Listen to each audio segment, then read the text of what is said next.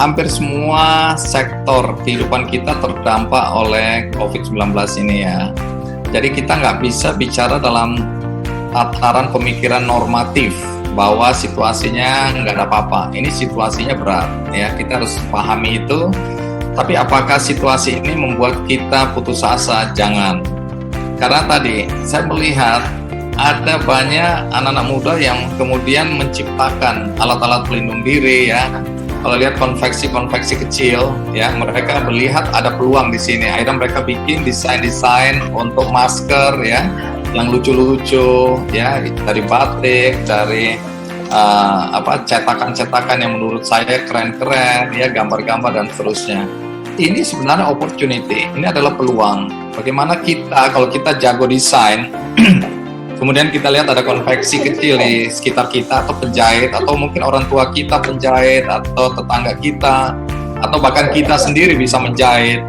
Nah, kreasi-kreasi unik ini, saya lihat itu banyak sekali kemudian dipasarkan di online. Lepas dari pasarnya ini udah jenuh atau saya tetap menganggap desain-desain yang kreatif itu akan mampu menonjol dibandingkan desain yang biasa-biasa saja. Jadi kita tahu nanti masker ini menurut prediksi di zaman normal nanti adalah kebutuhan, bukan cuma kebutuhan tapi sudah menjadi mode ya.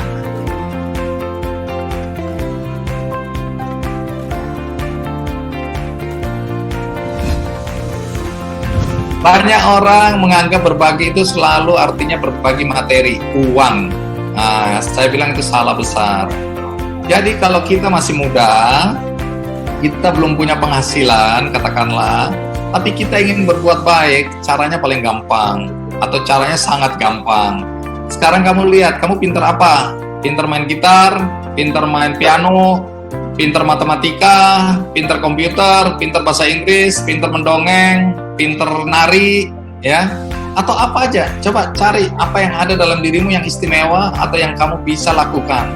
Cari anak-anak miskin di sekitarmu, mulai berbagi dengan mereka. Mendongeng, ya, di paut-paut di kampung-kampung, ya. Saya punya paut juga di kampung. Saya bisa lihat bagaimana mahasiswa-mahasiswa datang, kemudian misalnya matematika, bahasa Inggris, dan lain-lain. Kemudian belajar komputer, menyanyi, itu juga sesuatu yang kamu bisa bagikan. Jadi nggak melulu uang.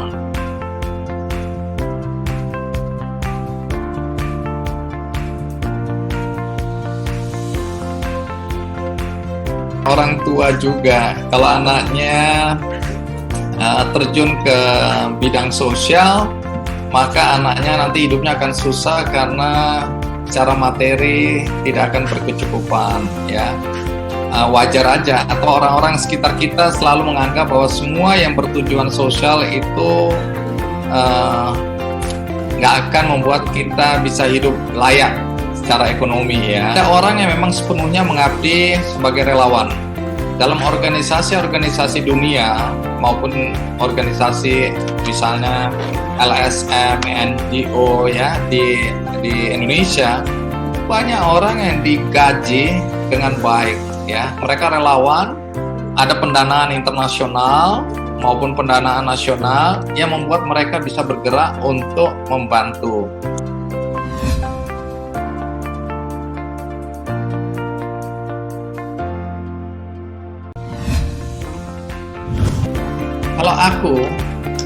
Kalau kita mau berbuat baik, kita jangan juga terlalu banyak terbebani oleh perasaan tidak nyaman akibat orang-orang tidak mendukung. Pertama, yang menghujat apa yang kita lakukan. Ada yang bilang, alah sok lo, belagu lo, alah cuma pencitraan, alah munafik dan lain-lain, alah miskin aja sok mau bantu-bantu orang dan seterusnya, dan itu banyak terjadi. Bahkan aku pernah mengalami berkali-kali.